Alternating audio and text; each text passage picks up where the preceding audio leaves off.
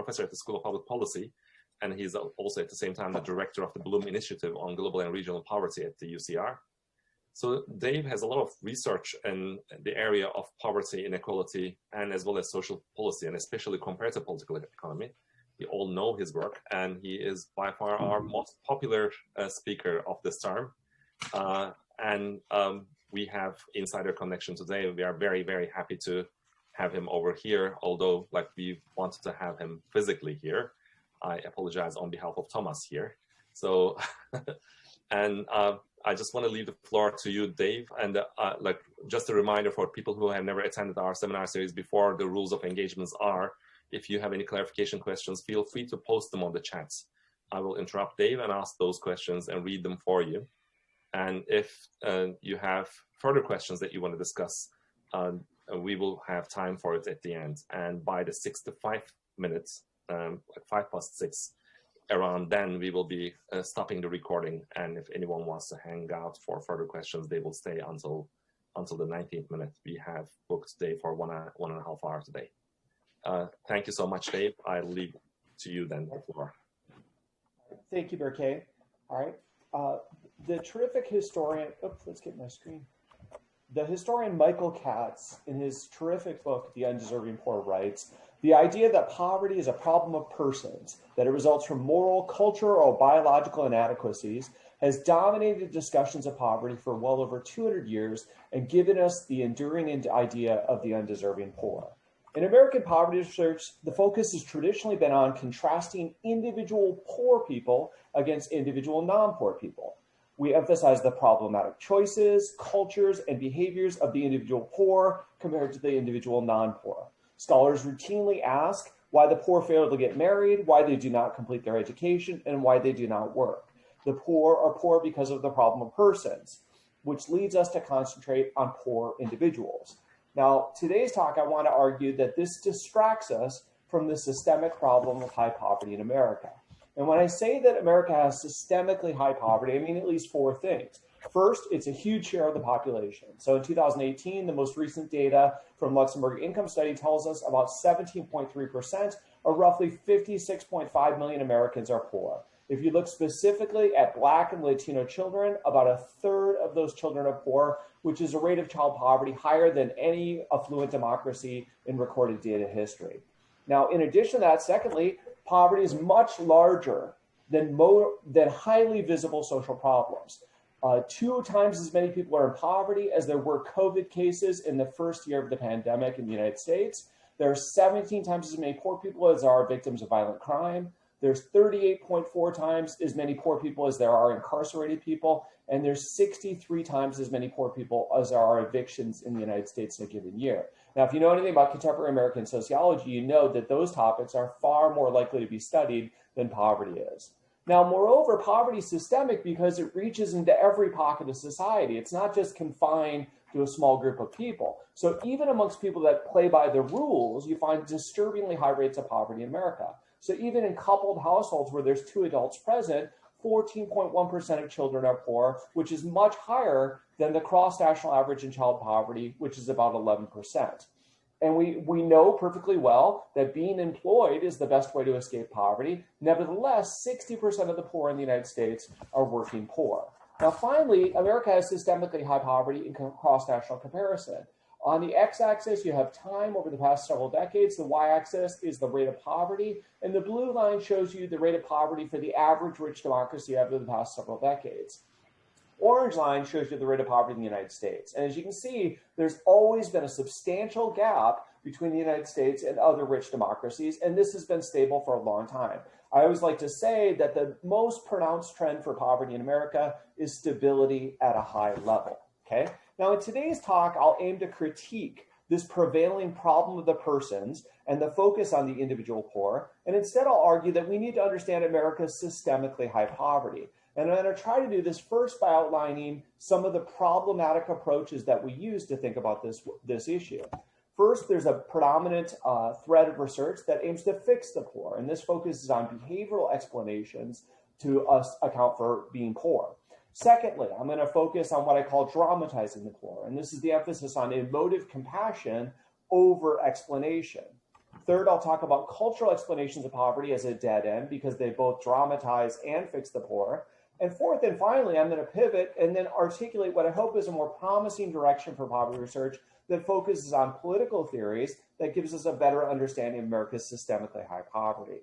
Now, again, in the process, I hope to clarify that the problem is poverty, not the poor, and that this provides a better direction for poverty research. I'm also hoping to flip the book talk. Okay, so the typical way in academia we give book talks is it's kind of like you're a band that goes on the road to promote an album that you've already recorded, right? And by then you're already pretty sick of the book. By contrast, what comedians do is they go on the road to hone and develop their argument and make sure the material is good. So I'm trying to do that. Also, by calling it a book talk, I'm creating a commitment mechanism to myself that maybe I'll actually write the book sometime soon. Okay, so let's focus on this first theme, fixing the poor and behavioral explanations, okay? Now, first of all, I should make clear that behavioral explanations really dominate American poverty research and reflect sort of a center-right consensus that governs American poverty research. So, for example, Michael Tanner at the Cato Institute, a libertarian think tank, argues we have a pretty good idea of how to get out of poverty and how to stay out of poverty. Number one is finish school. Number two is if you're a woman and you're not married, don't have a baby. And number three is jobs. Okay. Secondly, this really reflects the work of the centrist scholar from the Brookings Institution, Isabel Sawhill, and what's often called her success sequence. And she argues those who graduate from high school, wait until marriage to have children, limit the size of their families, and work full time will not be poor. And this center-right consensus really crystallized in recent years when the American Enterprise Institute, a right-leaning think tank, and the Brookings Institution, a centrist think tank, came together to form what they called the Consensus Plan for Reducing Poverty and Restoring the American Dream. And this panel included some of the most eminent poverty scholars in the United States, but this panel and the Consensus Plan emphasizes behavior first. The very first plank in the plan is to encourage marriage and delayed parenthood, and then further to encourage employment and education amongst especially those that are less skilled. Now, behavioral theories can be laid out as I did in a 2019 annual review essay. The basic idea is very simple. Behavioral theories argue that behavior is the key mechanism. Why are some people poor and others not? Because of behavior. It's very simply because of behavior. Now, the argument is often that behavior is caused by incentives or perhaps culture. Okay, but the reason incentives and culture matter, the only reason they matter, is because it shapes behavior. Okay, that's the only reason.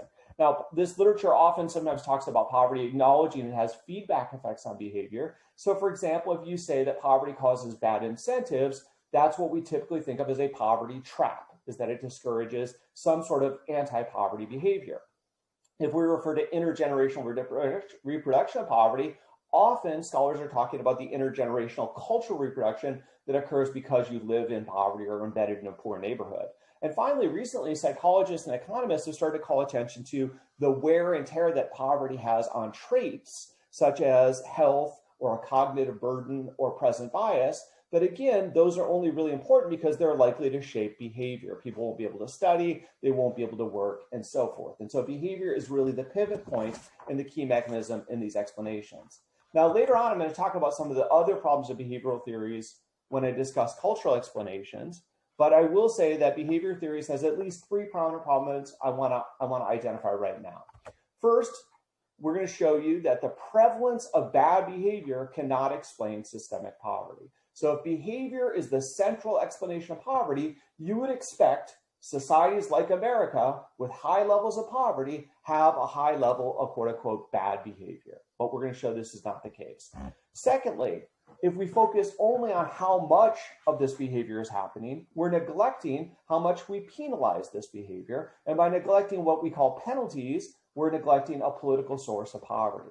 And third and finally, I'm just going to demonstrate that behavior is actually a pretty unreliable predictor of poverty across many settings and time. All right. Now to think about this issue, I want to call attention to our 2017 paper where we developed what we call the prevalences and penalties framework. And what this was an attempt to come up with a broader framework to make sense of the major risks of poverty. And there are, in fact, 4 major risks of poverty. Those are single motherhood, unemployment, young headship, and low education. In fact, these are the most predictive risks of poverty. But we argue that to understand these risks of poverty, what you want to do is break them into 2 pieces. And the first piece is the one we all know, it's very simple, is simply the prevalence. What share of the population has a poverty increasing characteristic. So for example, you say, what share of children reside in households headed by a single mother? Okay. If you're focused on prevalence, you're really doing behavioral explanations. Your argument might be that to intervene on poverty, we need to discourage single motherhood, encourage unemployment, and so forth. Okay. We argue there's a second dimension to these risks that aren't studied enough, and that's what we call the penalties. And this is the increased probability of poverty that's associated with a given risk. So how much does, for example, living in a single mother household increase one's probability of poverty? And we're going to argue that penalties are, for the most part, politically manipulable. Countries make choices about how much they want to penalize single mother households, okay? Now, so like I said, if behavior is the central explanation, one would expect that countries with higher levels of poverty have a high prevalence of this risk or of this kind of behavior. On the x-axis here, you have the share of the population that has 1, 2, and 3, 4 risks. And on the y-axis, we have the 29 different rich democracies. And as you can see at the very top, a country like Spain, nearly half the population has at least one of these risk behaviors. Okay, and this is largely because in Spain, a large share of people reside in households where the head does not have the equivalent of a high school degree. Okay, so again, the United States has very high poverty, and one would expect that the US must have a high share of its population with these risk behaviors. Well, in fact, the US actually has a very low share. Okay, the US is actually below average in the prevalence of these risks. And so one way to think of it is that every country has a share of its population making problematic choices and engaging in problematic behavior. The real question is, why do so few US residents do so? Yet this finding cuts against the grain of research on the risks of poverty within the United States, which is usually not very comparative, which often conveys the impression of a high prevalence. So American poverty scholars often talk about crisis of single motherhood or a lack of education or lack of work or what have you. The reality is Americans are workaholics. Americans have relatively high levels of education, and a relatively small share of its population has these risk characteristics. Okay. Secondly, if we look at the penalties, again, on the y-axis, you have the 30 countries. The x-axis here is how much these 4 risks increase one's probability of poverty. So if you look at the bottom of the figure, you can see that being in Iceland does not really increase your probability of poverty very much if you have 1, 2, 3, 4 of those risks, okay? Now, I showed you a moment ago that the US does not have even an above average prevalence of risk. Well, the United States has the highest penalties attached to risk. So the US stands out not for having a lot of people with risks and bad behaviors, but because we so severely penalize people for those risks and behavior. So the US is exceptional not because we have a lot of single mothers, unemployed, low educated people, and young headed households. Indeed, we're below average in these behaviors, but because we uniquely have policies that penalize those risks.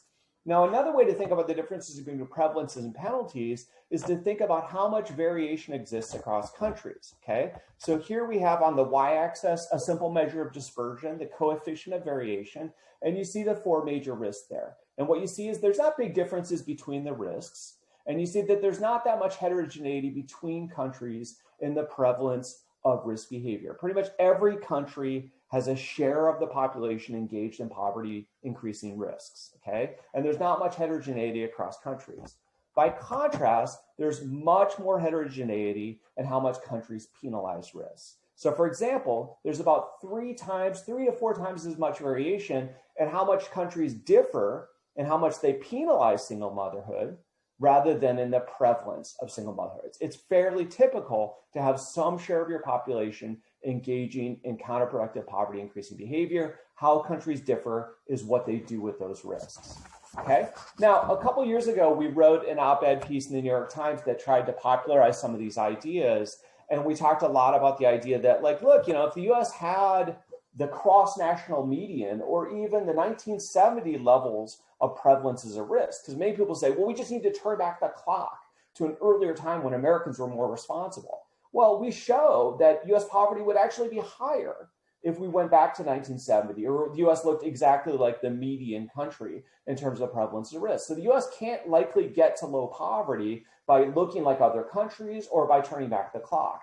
But we also specifically showed that if we reduce single motherhood substantially, or even if we had 0 single motherhood, the US would still have really high poverty, okay? And so we wrote about this in the New York Times, and this led to a lot of controversy. We got a lot of criticism for this piece. So in the National Review, they wrote 2 separate pieces attacking us. Brad Wilcox had a piece titled, "Sorry, New York Times, for Child Poverty, Family Structure Still Matters." Kay Himowitz in the City Journal, and she's from a right-leaning think tank, the Manhattan Institute, called us family breakdown denialists, which actually I think that's kind of cool. I kind of want to use that title. So that's a good title. And in his nationally syndicated column that comes out in the Washington Post, Robert Samuelson called me up and interviewed me and said that don't deny the link between poverty and single parenthood. And so we got a lot of criticism of this. And much of this criticism crystallized around the idea that, sure, okay, you do these simulations for overall poverty, but if we looked at children's poverty, surely the story would be different. Surely single motherhood explains why the US has high child poverty specifically. So in a recent paper with Regina Baker and Ryan Finnegan, we're looking at this very question. We're saying, how much lower would US child poverty be with a lower prevalence of single motherhood? And let me just show you some patterns in this regard. Well, first of all, it is true that the United States does have systemically high child poverty. That's without question. You can see that the US has probably the 3rd highest rate of child poverty amongst 30 rich democracies in the most recent list data. Only Spain and Israel are higher, and Italy is not significantly different from the United States because there's broader confidence intervals on the Italy estimates. But the U.S. is also systemically high child poverty because the U.S. is always high child poverty. If you go back all the way to the 1970s, when we have data on this, the U.S. has always had roughly a 5th or maybe even a 4th of its child population in poverty. And this has been the case for several decades. Again, so the most pronounced trend for American poverty is stability at a high level, okay? Now, the United States, we can then say, okay, so US has high child poverty. Well, how does the child population look in terms of single motherhood? So we can look at the prevalence of single motherhood amongst children. What share of American children reside in single mother households? And we can do this across 30 rich democracies. And as you can see here, the United States has the 7th highest prevalence, and the vertical line indicates the United States as well. So the US has the 7th highest prevalence. So about 1 in 5 children in America are in single mother households. But what was striking to us is there's not very much variation. The coefficient of variation is only 0.41. So again, a fairly high prevalence of single motherhood is typical in today's rich democracies. It's pretty common across countries, but the US is above average. It's in the top 3rd in terms of single motherhood, even though there are several countries that have higher prevalences of single motherhood. Where the US stands out, however, is in the penalties for single motherhood. The US has the highest penalty for single motherhood. If you're a child in the United States, you reside in a single mother household, the net effect on that is to increase your probability of poverty by about 10%. Okay, and again, remember, across rich democracies, the average rich democracy has a child poverty rate of about 11%. So that's a substantial increase. But more interestingly, there's enormous variation across countries in the penalties. Okay, the coefficient of variation is about 5 times larger in penalties than prevalences. So again, countries differ more in how much they penalize single motherhood rather than in how much single motherhood there is. Now, moreover, what's interesting to me is not only that the US is very high and that there's lots of heterogeneity, but the reality is 23 of 30 rich democracies, the coefficient on single motherhood is not even statistically significant. Okay, so there's not even a significant penalty across most rich democracies, the vast majority in single motherhood, and it's only countries like the United States that exceptionally and unusually penalize single mothers the way that we do. Okay, now taking this a step further, we went forth and did some simulations, and I can do these fairly quickly, but basically all we do is we say, what's the actual rate of child poverty? There's some confidence intervals, and like I said, we have the 3rd highest rate of child poverty. And then we say, what would the child poverty rate be in the United States if you had counterfactual or alternative prevalences of single motherhood? We do a number of simulations. I'll catch to the punchline, which is that what if we had 0 single motherhood in the United States? Well, child poverty would decline, but it would only decline to 18.75%. And remember, the cross-national mean is 11.5%. So the US would still have very, very high child poverty, even if there was 0 single motherhood in America. Now, we even show that the only way the US can get significantly lower than Italy, which has the 4th highest child poverty rate, the only way it can get below Italy is to have 0 single motherhood. The confidence intervals overlap with every other simulation we've done. Okay, so the US can only move from 3rd to 4th under that scenario.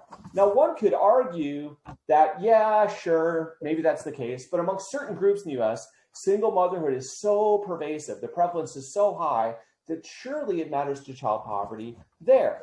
Okay, so what we do then is we look at the rates of child poverty and single motherhood amongst whites, blacks, and Latinos. And indeed, it is the case that the prevalence of single motherhood is much higher amongst African-American children, Latino children, 44% for African-Americans, and almost 22% for Latinos.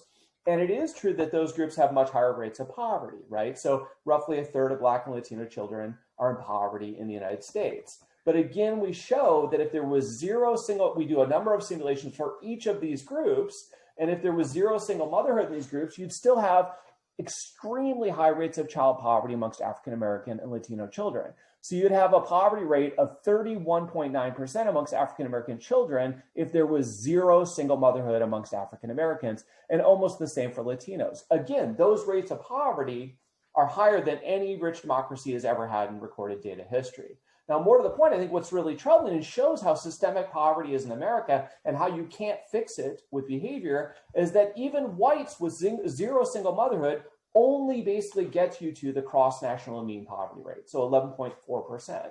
So even if whites had no single motherhood, they'd only be typical for other rich democracies. They wouldn't even be particularly low, okay? So that's the basic punchline for this. Let me conclude this section by saying 3 big points. Again, behavior is not a very reliable predictor of poverty. Like we just showed you, in 23 of 30 rich democracies, single motherhood doesn't even predict poverty. Prevalences cannot explain the systemically high poverty in America. And the political moderation of penalties is much more important if we want to think about how behavior affects poverty. Okay, so now let's move to the second theme about dramatizing the poor. And this is a theme I'm calling for the emphasis on emotive compassion rather than explanation of America's systemically high poverty. And anyone who reads poverty literature can tell you that there's a robust literature that gives us vivid and shocking dramas of poor people's desperate experiences. And these books, it's almost as if the more heartbreaking, the better. Okay, the poor are in a vicious cycle of poverty, and the goal of the research should be to give a humanizing and dignifying description of the most extreme poor. The goal then becomes to elicit compassion in the reader, and the first step for a poverty scholar then is to go to the ghetto or to some place of concentrated poverty and study individual poor people. Now, I'm going to argue that this has a number of problems, most likely because it emphasizes moral outrage rather than a theory of causes. And this can be illustrated, for example, with Desmond and Western's recent annual review of sociology piece. They argue that poverty is morally urgent and affront to dignity. And I should say every poverty scholar agrees with this. Of course, we agree. Interrupt you for a quick clarification question. I think there's... Yeah, is there a clarification question? Go ahead. Yeah, yes, in the chat, there's a little bit of discussion about how do you define the definition of being poor, whether the U.S. So poor is the standard international measure of 50% of the median equivalized disposable income. Great. So I use the Luxembourg Income Study definition of poverty. Perfect, thank you. Okay. All right. So again, I would say Desmond Western tells us that poverty is morally urgent and affront to dignity. And I would say all of us agree with this. Okay. But they go further and they say esteeming dignity encourages a humanizing social analysis where researchers are sensitized to the capacity for love, creativity, and imagination in their subjects. The principle of human dignity also shifts the poverty debate away from income redistribution. And I would just say, I don't know why anyone would shift the poverty debate away from income redistribution. But I would argue further that this focuses us on the lives of the poor, the individual poor, and it leads us to ask, what about these individual poor explains why those individuals are poor? And again, this distracts us from the better question of why there is so much poverty, which is the real cause of why people are poor, okay? And I'll give you a couple ways in which this becomes problematic. First and foremost, it emphasizes the symptoms and not the causes of poverty. And I would give as the best example of this the tremendous attention devoted to eviction in recent years, which is overwhelmingly a symptom of poverty and not convincingly a cause of poverty. Secondly, I would argue that this type of research exaggerates very specific poor populations, and in the process, it mischaracterizes the broader overall poverty in America. In the process of doing so, they end up actually downplaying effective social policies. By trying to highlight these extreme cases of poverty, they sort of camouflage or hide sometimes what's actually working within social policy, and that we actually have some effective social policies that do a good job of fighting poverty. The problem is we just don't have enough of those policies. And finally, as a result of all of this, it fuels what I call the fallacy of intractability, that poverty is so overwhelming, it's so hopeless, it's so desperate, there's nothing we can do about it. And I'll just give this as a brief moment to say, I want the audience to think just for a second about the literature on systemic racism, because I'm trying to draw a parallel to that literature. And I've been very inspired by this literature. Like the rest of America, in the past year, systemic racism has gotten more attention. So think about this literature for a second and think about poverty this way. Now, if you were to think of systemic racism, surely you'd agree that dehumanization contributes to racism. And surely you agree that we should encourage compassion for those that are the victims of racism. But you would get laughed out of the room if you tried to say that building compassion or humanizing African Americans was sufficient as a strategy to overcome racial inequality in and of itself. Similarly, no one would take you seriously if your argument that a lack of compassion was the explanation for racial inequality in America. And so I would make a similar point to that, is to say, sure, we should have compassion. Of course we should have compassion. But compassion is not a substitute for explanation, and compassion is not sufficient as an intervention on poverty in America. Okay, so let's talk about a couple examples of this work that I say dramatize the poor. So first would be the example of the $2 a day literature. And as you may know, the book by Eden and Schaefer won several awards, including listed in the New York Times 100 most notable books of 2015. And they write in this book that 1.65 million households with 3.55 million children were living in extreme poverty in a given month, constituting 4.3% of all non-elderly households with children. And the prevalence of extreme poverty has risen sharply since 1996, particularly amongst those most affected by the 1996 welfare reform. So what they do is they argue that there's been a dramatic growth in people living on less than $2 per day. Much of this has been caused by the 1996 welfare reform, and that this problem is particularly acute amongst single mothers with children. And one of the principal ways we disagree with them is the way they measure extreme poverty. They look only at cash income, and they define it as less than $2 a day. And we would argue that disposable income, including all welfare transfers and taxes, should be the way you measure this, not cash income. And moreover, I would even go so far as to say the threshold of $2 a day is far too low as a way to measure extreme poverty. So let's look at some comparisons on this. So first of all, in a couple of papers, Zach Perlin and I look at this issue, and we provide evidence that their approach dramatically overestimates and in the process significantly mischaracterizes the extreme poor population. So the top line is for children is the replication of Eden and Schaefer, and we find something very similar to them. But as you get a better definition of income, so first next line adjusts for survey underreporting of welfare transfers, and the next line includes 50%, only 50% of the value of SNAP, Supplemental Nutritional Assistance Program, or what's commonly called food stamps. And the bottom line includes 100% of SNAP and all disposable household income.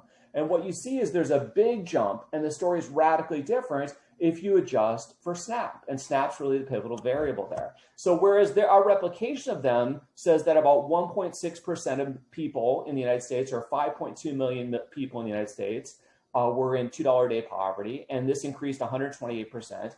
If you correct all the things we say you should in these papers, we find only 0.44% of people are at $2 a day poverty, not 1.6. And we find 1.4 million, not 5.2 million, and that it increased 82%, not 128%. Okay, and so one of the key findings as well is that this figure shows you for children, that amongst children, $2 a day poverty declined and is very small. Okay, and we go further in a more recent piece, and we show that really it's a story, they get the story quite wrong. Even with a better measure of extreme poverty, which we prefer, which is a relative measure, which is 10% of the median, the big pattern that emerges, let's look first at the households with children, is that adjusting for SNAP, you end up having much lower levels and stable or declining rates of extreme poverty with households with children. But by contrast, households without children actually saw an increase, and SNAP does much less to lift these people out of poverty. And the reason is very simple. In America, we make it very difficult, if not impossible, to get SNAP if you don't have children in your household. We make it easier, not easy enough by any means, but much easier if you have children in the household. So we make a political choice that households with children get SNAP and households without children do not get SNAP, and that explains the trend in extreme poverty over time. Now, one of the ways this gets worse is not just that the levels are way off and they misunderstand which populations are in extreme poverty, and this mischaracterizes it. And more to the point, downplays the effectiveness of SNAP. SNAP is very effective at fighting extreme poverty. We just don't have enough of it. Okay. But beyond that, even if you zoom in on children specifically, this mischaracterize the population. Now, recall they said that, extreme poverty was a story of single mothers. It was due to welfare reform. Well, we say it's due to SNAP, not welfare reform. But more to the point, if you look at children, the group of people that is most likely to be in extreme poverty in America are immigrants, not single mothers. And we show this right here at the top. So about 73% of children in households where the head is not a citizen are in $2 a day poverty. Okay. By contrast, right below that, only 13.5% of single mother households are in extreme poverty. And we find, just like overall poverty, the most important predictors of poverty or of extreme poverty are unemployment and low education, which is always the case. And these are much bigger problems than single mother households, which really changed the way we think about this. Now, beyond that, I want to zoom in now on the cultural theories of poverty. And I would argue that this remains a dead-end explanation. Even though it's been revived in recent years, it's still a very problematic explanation. And it's partly because it both dramatizes and aims to fix the poor. Okay. Now, as you may know, in recent years, the cultural explanations of poverty have made a comeback. That's the title of the New York Times article. And it was partly inspired by a volume by Small, Harding, and Lamont. And they try to be very, very precise and try to thread the needle. And they try to say, we're different than the older cultural explanations. So they say things like, rather than causing behavior, frames rather than norms make it possible or likely, even though there's no difference between cause and make possible or likely. They also say they're explicitly explaining the behavior of low-income populations in reference to cultural factors, but they're not saying that culture causes poverty, okay? Now, the best example of this work is arguably David Harding's book, Living the Drama, which I highlight not to pick on him, but because, like everything he does, it's extremely well executed, And this book won some awards and is regarded as one of the best books in this tradition. And Harding argues that the cultural heterogeneity of poor Black neighborhoods causes poverty increasing behavior. Okay, and he argues that because these neighborhoods have a mix of good and bad messages, kids get confused, and their cultural values that are good, or I should say, the frames and scripts that are good get diluted, and this levels expectations, which leads to sexuality, violence, and education of poor adolescent Black males that would subsequently increase poverty. So, for example, he writes, boys in poor neighborhoods are presented with many negative role models. Adolescent boys who have little or no relationship with their fathers, the norm in poor neighborhoods, are particularly susceptible to the influence of older peers. Okay. Now, I would argue that this explanation of poverty has as many problems as the old versions of culture of poverty. Okay. The old critiques were very persuasive. Okay. So, for example, back in the 1970s, there were very persuasive critiques of cultural theories of poverty. I would encourage people to go reread the classic book, Blaming the Victim by Ryan, and he dissembles these arguments very convincingly. So for one, it's hopelessly endogenous. Poverty causes culture, causes poverty, causes culture. What caused poverty in the first place? And it's classic chicken or the egg problem. Another example of this is that this literature overwhelmingly focuses just on poor neighborhoods. So the typical way to do this kind of work is to go do an ethnography in a poor neighborhood and tell us about their cultural values. And there's usually no comparison to a white or a middle class neighborhood. And there's almost never a comparison to any other country besides the United States, even though the United States is an extremely unusual case with its always having systemically high poverty. More to the point, this literature almost never considers an alternative theory. All they do is reject the null hypothesis that culture might be correlated with some sort of poverty behavior. Now, beyond that, I think what's interesting, even though these older critiques were out there and they were very persuasive, the new literature just largely sidesteps the older critiques and instead tells us a story that they are brave and they bring back this explanation despite its baggage. So, for example, Doug Massey writes, we finally reached the stage where people aren't afraid of being politically incorrect. Okay, and Mario Small writes that there's a new generation of scholars without the baggage of that debate. And while they're doing this, they're not even addressing the older critiques that I found to be quite persuasive. But more to the point, I would say that this new framing, and they use language of frames, is really just rehashing an old argument with fancier language. So they tell us we're not studying norms and values, we're studying scripts, schema, and frames. But the argument is basically the same. Rather than saying there's a lot of bad culture, they're saying, no, it's just heterogeneous culture. But what's heterogeneous culture? Well, that means there's a mix of good and bad norms, or maybe you could say there's a greater ratio of bad to good, which is the same thing of saying there's too much bad within a culture. And again, the argument is still the same. Culture is still causing pathological deficits in behavior. Now, so I want to raise a few critiques briefly to say why it cannot explain systemically high poverty. Well, first, again, culture only matters for behavior. But I've already argued to you that behavior is an unreliable predictor of poverty. Its effects or its penalties can be moderated, and they're often small, and you cannot explain systemically high poverty with behavior. So even if you believe culture causes behavior, which I think is quite debatable, even if you believe that, the last chain of your causal link between behavior and poverty, I would problematize. Now, beyond that, I would point out that this literature overwhelmingly concentrates on Black youth, okay? And so this is a population that gets studied to death, okay? The first thing people do is they go to a poor Black neighborhood and they study these people, put their behavior and their culture under a microscope. But one of the things I like to point out is that, poor Black youth or Black youth in central cities, which are the subject of these studies, is only about 2% of all the poor in America. Okay, so if you look at this population, it's a very small population, and it gets a bit exaggerated and it overrepresents them in the poverty population. Okay, beyond that, a better way to think about this rather than culture is to say Black poverty is a systemic problem of American society. In a new paper, Regina Baker, Dedrick Williams, Zach Perlin, and I just demonstrate this with better data and more convincingly, we feel, than past research, but it's definitely systemic. And a better way to think of it is to say, look, remember, about a third of Black children are in poverty, regardless of the behavior of their parents. Okay, even with zero single motherhood, you're looking at almost a third of Black kids would be in poverty. And so worrying about behavior is really distracting from the fact that we just have systemically huge racial inequalities in America, and that's the cause of the problem. And as a nice illustration of this, Adam Nicholson is writing a terrific dissertation where he does some simulations and uses the prevalence and penalty framework like us to look at racial inequalities and poverty. And Adam can show you that even if Black people had the same exact risk behavior as white people, they'd still be about twice as likely to be poor as white people. More to the point, he shows that even if Black people had zero risk, so there's no single motherhood, no unemployment, no low education, and no young headship in the Black population, the poverty rate would still be 50% higher than white people. So a better explanation is the systemic nature of poverty. Okay, so now I've argued that behavior, dramatization, and culture are not going to be convincing explanations, and they're going to lead us in the wrong direction. So where should we go? And I'm going to argue that political theories provide a way forward.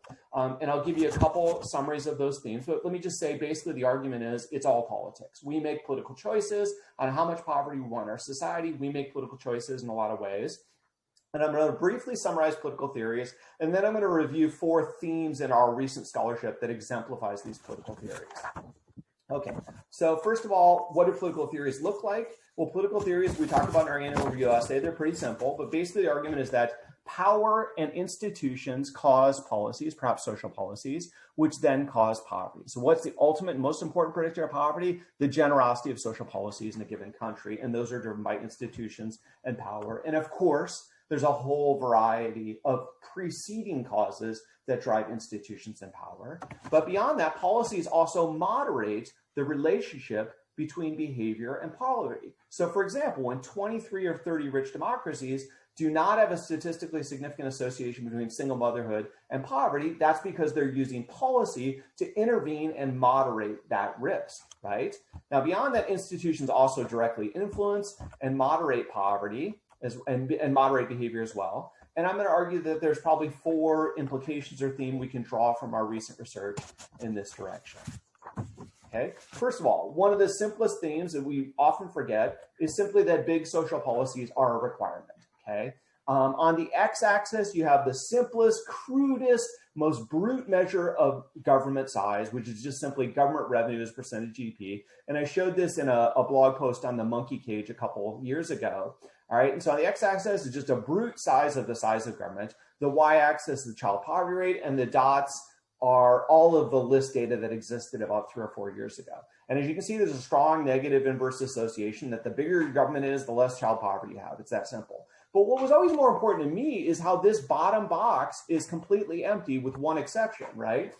So basically no country in the history of the world had sustainably low child poverty without an above average government size. Nobody's down here in this bottom left box. Switzerland did it one time in 2002, but as you can see, they drifted upward in years after that, and they were unable to sustain low child poverty despite having a below average government size. The rest of the countries are totally predictable, and we know this from the vast comparative social policy research literature, some of which I would prefer American poverty researchers to read. But for example, the US is up here on the left, exactly as predicted, and the Scandinavian countries are down here on the right, okay? And so the argument would be that, like, look, you cannot get to low child poverty without big social policies. No one has ever done it in the history of the world, okay? Secondly, as we saw in our discussion of prevalences and penalties, America chooses to penalize risk groups. This is something we choose to do. And like I showed you here, the example of, just showing you the example, I've shown you the example of the single motherhood penalty and how the US is exceptional. But the US is also exceptional for how much we penalize people without a high school degree. Okay, again, the United States has the highest penalty of any of the rich democracies. Many other rich democracies don't even have a statistically significant penalty. And again, this is net of employment. Okay, so even net of employment, lacking a high school degree, increase your probability of poverty far more in the United States than anywhere else. But this is a political decision. We've made a choice to not protect people with low levels of education.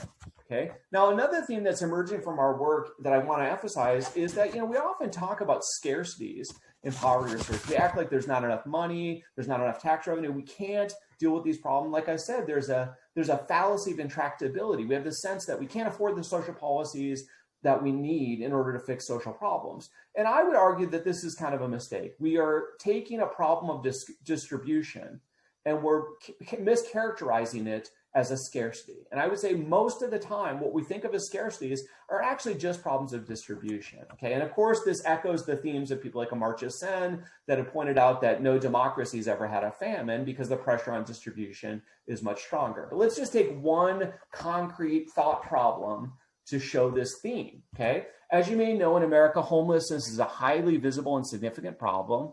And it's very visible, especially in cities like here in Southern California, where the homeless are not as segregated away from the rich as the rest of the poor are. So whereas the working class and poor live far away from the rich people, homeless people can set up encampments very near affluent parts of cities. And so it's very visible. And Californians, especially Angelenos, feel like homelessness is overwhelming. It's just such a huge problem. We can't seem to fix it. We can't do anything about it, okay?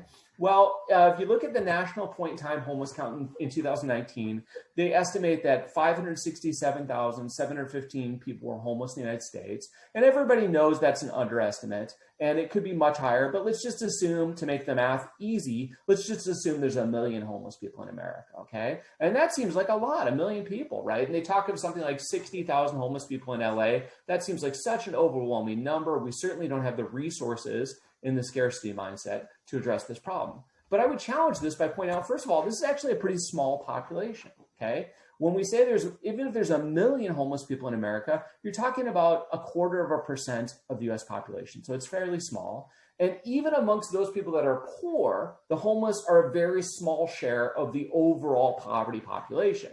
So they're about 1.8% of the poor. And I like to say that for every homeless person you see in LA, imagine there are 25 Latina women working at Walmart that are not making ends meet, okay? So you just have to keep that in perspective. We don't see those people because they live segregated away from affluent parts of cities. We see the homeless, but the homeless are actually a very small share of the poor population.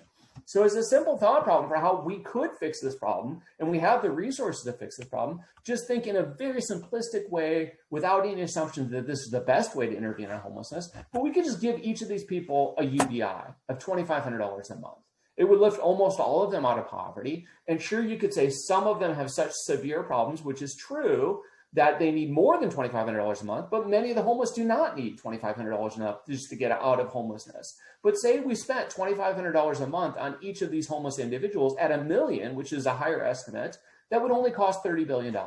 And that is not a lot of money. And to give you a sense of how small that is relative to the US economy or relative to the US federal government budget, here's 3 tax deductions that overwhelmingly favor the rich in the United States: the pass-through income deduction, qualified dividends deduction, and importantly, the home mortgage interest tax deduction. And pretty much any one of those could pay for a UBI for every homeless person in America. So again, we have plenty of resources. We have resources nearby. We just present it as a scarcity because we're not willing to confront the problem of distribution. Okay, Fourth and finally, I would argue that poverty really is driven by power resources. And so power resource theory is a broad theory about political mobilization that explains the generosity of social policies. And we should think of power resources of what we call, my colleague Bruce Link calls a fundamental cause, meaning it's a cause of causes. It puts people at risk of risks. And power resources are a more fundamental cause that underlies a lot of social policy generosity and thus shapes poverty. And I'll just briefly mention a paper that Tom Van Heevelen and I have done that's forthcoming in Industrial Labor Relations Review. And we show with both fixed effects individual slopes and 3 fixed effects models that being in a union household reduces your probability of poverty, okay? And that can be seen by the 2 lines in each of these 4 panels. And the 4 panels refer to 4 different ways to measure poverty: relative for all working age people, relative for working households, and so forth, okay? And so there's always a gap between non-union households and union households. But what we also show on the x-axis is the amount of unionization in the state in which you reside. And we showed that there's a beneficial interaction such that union households are especially unlikely to be poor in highly unionized states. But we further show that even non-union households benefit from living in a state that has a high level of unionization. So there's both an institutional macro level effect and a household micro level effect, and these 2 interact, and in fact, it's an enormous influence on poverty. And one of the complaints we have in this paper is to say that American poverty research almost completely neglects unionization, even though tons of researchers have shown unions are linked to wages, working conditions, and social equality generally. Okay, so now let me sum up and conclude, and then open the discussion, if we will. So I just summarized the book and said that the focus today was on why the U.S. has systemically high poverty and to get us away from the question of why the individual poor are a problem of persons. I gave you examples of some themes in the individual poor research that I want to criticize and present political theories of better direction. And I talked about the book project where I would have chapters that focus on these themes. And I'll just say that and then open it to questions. Perfect. Thank you so much, Dave. I think it was a great presentation. I just applaud on behalf of everyone. So super engaging, super interesting. And we had 2 questions already in the chat. Okay, let me put on my headphones. I can be, just to make sure I can hear everybody perfectly well. Go ahead. Perfect. We have 2 questions already in the chat, and I'm sure there are going to be many other questions, and I'll just ask people to raise their hands, and I'll follow this, and I'll give the order. Can I just first read those questions on the chat and then move to Stephen, who's okay. First. Go ahead. Fire away. One of our PhD students, Talma, asked the question whether there's any room for compassion in understanding causes of poverty. One could argue that the continued presence of poverty reflects an absence of concern for others and the forms of sufferings inflicted personally and institutionally upon people. Talma asked this question, but she apologized that she had to leave, and she's wondering whether it could be recorded as an answer to her. So, and then I'll read another question, hopefully that you can answer probably both of them, Dave. Is that a good way of proceeding? Yeah, this is a great question about compassion and understanding.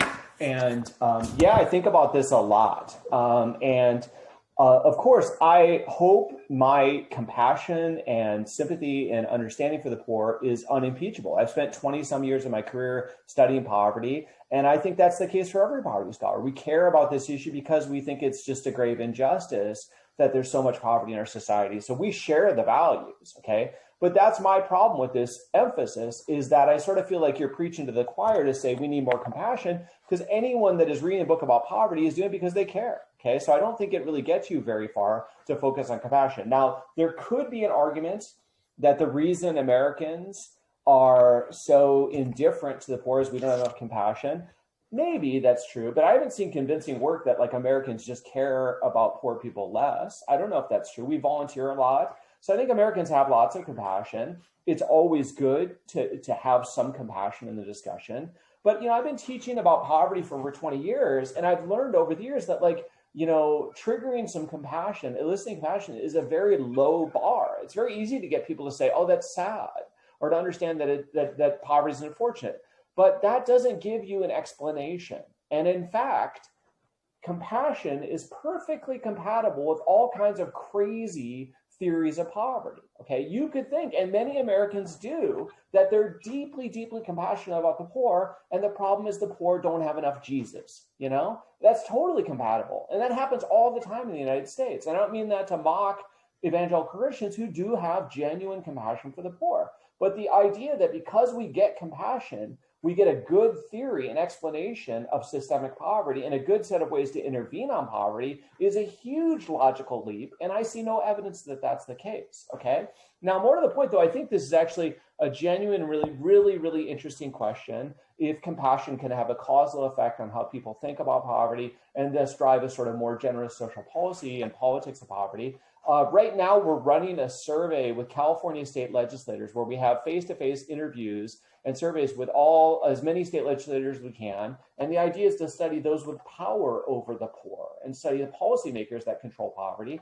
And we're running experiments on them where we manipulate their exposure to a treatment that induces compassion. We actually have them read a text by Matt Desmond that sort of tries to provoke the compassion. And then we have them read a principled policy argument that's written by me that's really kind of aggressive and rude, and try to see if either of these moves the legislature. And we ask them questions early in the questionnaire, and at the very end, we'll repeat the question, see if anybody moves. And we also ask them, whether or not this changed their opinion or what have you. So I think that's a great research question, but I have not yet seen research that because you have compassion, you're going to get a theory that you support, or you're going to get a policy intervention that's going to be productive. And I think people are perfectly compatible of having compassion. And more to the point, like I said at the beginning, I think getting compassion is too low of a bar to think carefully about poverty. Thanks so much. We have another question on the chat by Tom Stevens. Tom is asking, how are you considering collective bargaining coverage in this, even for workers who aren't union members? Yeah, and so was that in the very final slides? I can show you this. And I did this thing today, which is I didn't talk about any of the methods, but I can talk about for any of the evidence I showed you. I'm happy to talk about the evidence. So what we do here, I'll just explain what we do here is we use membership, not coverage, okay? But we found some similar results with coverage. We use the PSID, which is a panel study, and starting in 1976 and then 1979 to 2015, they asked about both the head and the spouse's union membership. So we can classify if a household is a union household. And then we map onto that the state in which they reside, the state level unionization, okay? And so then we use three-way fixed effects models where we have person, year, and state fixed effects. Okay, and Tom really likes these fixed effects individual slope models where you allow time to vary by person. They're fine, but I'm perfectly happy with the three fixed effects models, but they show the same story. Okay, so that's what those models are. Okay, so it's the PSID and especially the CNEF, because the CNEF, the cross-national equivalent file, gives you higher quality income measures that you can't get from the PSID by itself. So I think that answers the question is we do not measure coverage, but we could. Okay, but we just look at membership in this paper, and this paper literally got accepted yesterday. So so it's the first paper like this. Well, congratulations for the acceptance. Thank you. We have Stephen waiting for a question, and David, should we just collect a bunch of questions? Yeah, I like it. Please go ahead and moderate for me, okay? There are more hands I can see. Stephen, would you like to ask your question? Unmuting yourself, and then I'll go to Tanya. I think her hand was up. Dave. Two short points in one question. First point, great talk, thank you. Second point, please write the book soon. The third comment, it's about you're talking politics at the end. I'll talk politics to you about politics of poverty in the US, and I observe that you're bringing cross-national features to the debate here, and I'm wondering about your use tactically of a 50% of contemporary national median income as a benchmark for talking about poverty if you want to try and influence the US debate. We know that 50% of contemporary national median income is a generous standard compared to the official poverty line and the SPM. And so compared to those benchmarks, however much you like or dislike them, there's a potential problem, and it may divert people away, if you want to talk about the politics of poverty. So the question's really two things. One, if you were to use the official poverty measure or the SPM and do your analysis for the US about systematic poverty, for example, about prevalence and penalties, as you call it, what happens? And then secondly, it's more of a sort of speculative query about, the way in which we argue the politics of poverty from a national context and history versus cross-national. Yeah, Thank you, Stephen. And yeah, as you detected, the point of saying, if I say it enough that it's a book. Oh, go ahead, Burkay. Did you want to interrupt? Can we collect a bunch of questions? Because I think that there are like 3. Okay. All right. Well, okay. And I'll try to keep them. I'll try to respond. I'll take notes and I'll try to respond in bulk. Go ahead. Okay. Go ahead. I just want to maximize the amount of questions to be asked. And also, we'll be stopping the recording in about 5 minutes. And then we can continue, of course. Like you're Tanya, please. Tanya? Thanks. Thanks. That was a really very powerful and persuasive talk and extremely clear. So thank you very much indeed for that. And second Stephen's encouragement to you to write the book. We all want to read it. I particularly like the way that you're emphasizing that there is a tendency in social policy analysis to always focus on what doesn't work and the continuing problems, social problems, that policy has not succeeded in tackling, and that this can feed into a general sense of the poor will always be with us, there's nothing we can do, nothing works, and that's really a danger for us as a social policy community, I think, in the way that our discipline and our subject works. So I think that's an important reminder. You've placed the emphasis, I think, in what you're saying on social policies as the solution, because it's tackling some of the systemic problems that you're identifying as the causes, the fundamental causes, rather than behaviour. But I wonder whether one even needs to go a step further back than that and look at things that are sometimes grouped under the heading of pre-distribution. So not redistribution, but pre-distribution. In other words, the rules of the game that determine what rewards are generated in the market for different people, whether that's to do with property law, whether that's to do with inheritance, whether that's to do with regulation or lack of it, and the way in which public bads tend to accumulate to those who are already disadvantaged because of the legal and other regulatory framework that we operate in. I don't know if you have any thoughts on that. Thank you. David, would you like to answer those questions? Then Great questions. Okay, so thank you to Sonia and Stephen for encouraging me to write the book. And it's all, you see my grand plan, it's all one gigantic commitment mechanism. If I keep saying there's a book, eventually I'll get embarrassed enough, I have to write it, or I'll just feel shame. So I believe in incentives, actually, despite my earlier commentary, is that if I can shame myself, I can somehow get around to writing this book. So thank you, that's the idea. Also picked up on a theme, both of you are hitting a theme that is very much in my heart, and that I came from a comparative social policy tradition. I mean, this is where my heart was, this is my training, this is early in my career. But what frustrated me endlessly is that I would talk to American poverty scholars and they looked at me like I lived on the moon. They just had no concept of the questions we would ask every day in European social policy debates. And so what I've tried to do in the past 10 years or 5 years or whatever is try to bring those arguments and those evidence to bear on American poverty research. And it really frustrates me endlessly that American poverty research, it acts as if there's only one country in the world. And I don't understand how they can think about this issue. So I'm very much trying to debate on their turf with our arguments. And I'll be frank about that. Okay, so I'm glad that you guys saw that. Now, on Stephen's point, I mean, yeah, we could debate poverty measurement. I've written so much on this. I'm supposed to write this piece for the Century Foundation on this as well. I am a strident advocate for relative poverty measures. And so my ideology on those measures is so strong, it's hard for me to tolerate anything else. You see in this paper right here with Tom, we use anchored measures, which gets you closer to an absolute measure. And we're willing to do that. It doesn't change the story. We could do some of that. But both the OPM and the SPM have any number of problems. The SPM simply, its main problem is the threshold is just too low. Okay, and basically by accommodating the right wing of American poverty research, they were willing to accept a threshold that's much lower, but expand the definition of resources. So it was good to expand the definition of resources. It's crazy not to count SNAP as part of your resources, however you want to monetize SNAP.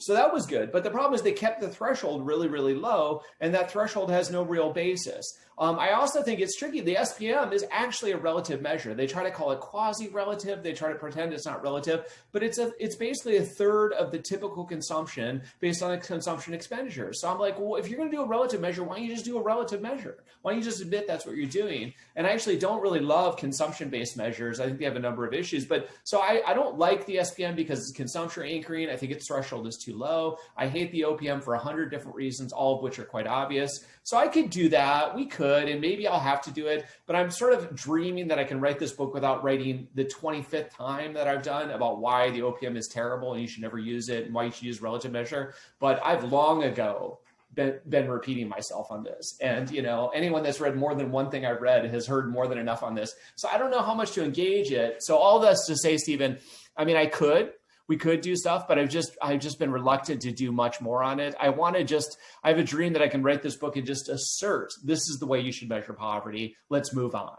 And I don't know if I can get away with that. We'll have to see how much I can get away with that. Okay, Tanya, and again, Tanya, I don't know if we've met in person, but thank you for writing a wonderful book chapter in our handbook in 2016 with Rod Hick on capability deprivation. I teach that chapter all the time. It's terrific. Okay, yes, I agree. Social policies are the centerpiece for much of my explanation. But if you want to broaden it, I would be very sympathetic just saying I believe in political theories of poverty, that all of this stuff is politically determined. And if we want to incorporate into that property rights and inheritance laws and taxation rules and everything that goes into regulating markets, then I'm completely sympathetic. And we can have good debates about which, you know, at what stage of the broader distribution process is the politics most important? That's a great debate, you know? And in the 2019 annual review essay I wrote where I try to lay out the theories of poverty, I argue that, you know, you could think of like two big traditions in political theories. One would be power resources, which I come out of, but another would be just a broadly institutional theory of poverty. And that could focus on labor market institution. It could focus on rules of governance of markets and regulation of markets. My close colleague, Regina Baker, really believes in historical institutions. So she does work on sort of like the history of slavery and Jim Crow laws, that this stuff kind of gets baked into the soil of a place. And this then shapes everything in a way that you can show strong relationships between historical racism and present day racial inequalities and poverty. That's fine too. And I think that would be great if we're having debates between political theories. But as you can imagine, most of my energy has been focused on trying to advance political theories writ large against behavioral and even to a certain extent, what I'll call structural theories. So I would love to be at a point where we're debating between political theories. And I think debate can occur.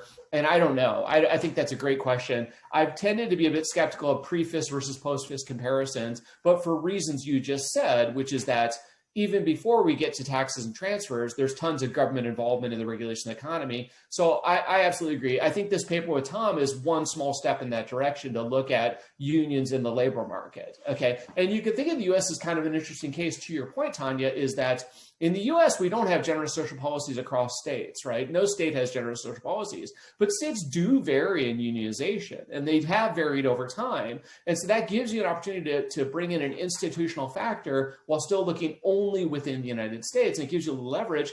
And it's sort of like unions matter more in the US because there's nothing else. That's all we've got, basically. So I think I'm very sympathetic with the drift of your arguments. Well, thank you very much, Dave. Like, it was super inspiring, great answers.